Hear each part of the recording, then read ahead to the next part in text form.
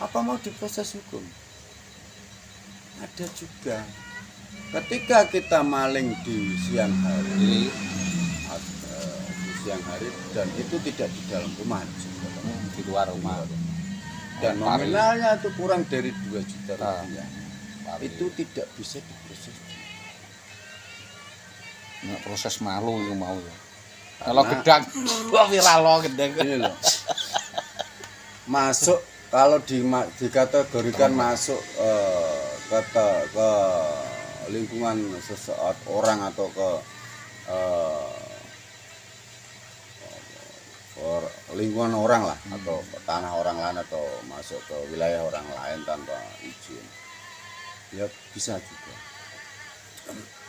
Tetapi masuk juga kalau nggak berbuat apa-apa kan tidak masalah. Nah kalau malingnya itu kurang dari nominalnya kurang dari 2 juta itu pantes sok maling kita siji loro kan tetap bisa dikatakan tidak bisa diproses dengan hukum. Karena itu tadi merujuk pada perut lapar lah. Itu ada batas maksimalnya nih. Iya. Kalau ya lepas orang bolak-balik kan. Kurang dari 2 juta. Senang kerja, mau dingin, mau kene terus dan berdua ya lepas saja.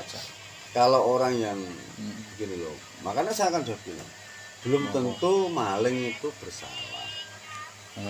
Belum tentu. Kenapa? Belum tentu. Kebutuhan makan uang. Karena kalau dia kebutuhannya untuk makan, dilihat dari rumahnya, kehidupan sehari-harinya itu mau betul-betul tidak ada yang makan. Tidak ada sumber pencarian lah, bisa dikatakan seperti itu. Hanya dapat makan habis, dapat makan habis. Sangat berbuat. Kalau maling terus di proses hukum ya itu tadi. Kebek kan penjara nih? Bukan sama saya kebek. Saya siap di penjara Pak. Jangankan 1 bulan 2 bulan, 10 tahun sekalipun saya siap. Dengan catatan itu saya mohon Pak.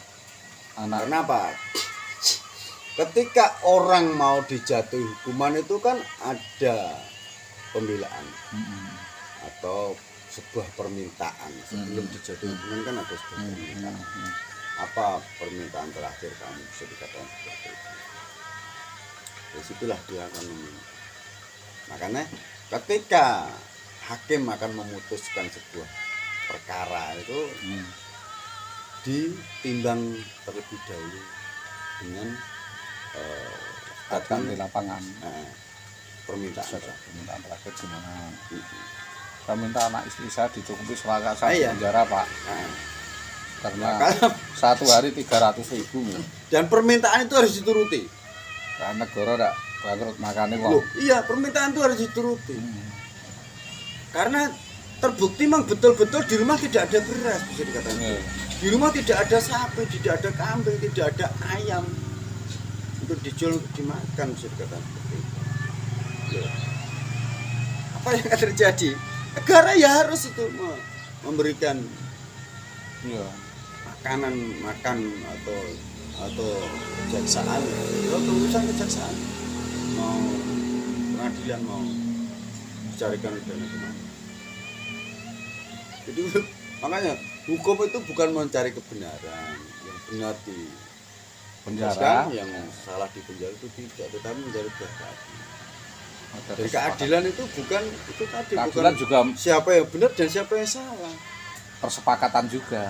Sepakat cabut tidak jadi nuntut ya bisa di perjalanan sidang. Ya makanya ketika hukum itu ya luas lah sini.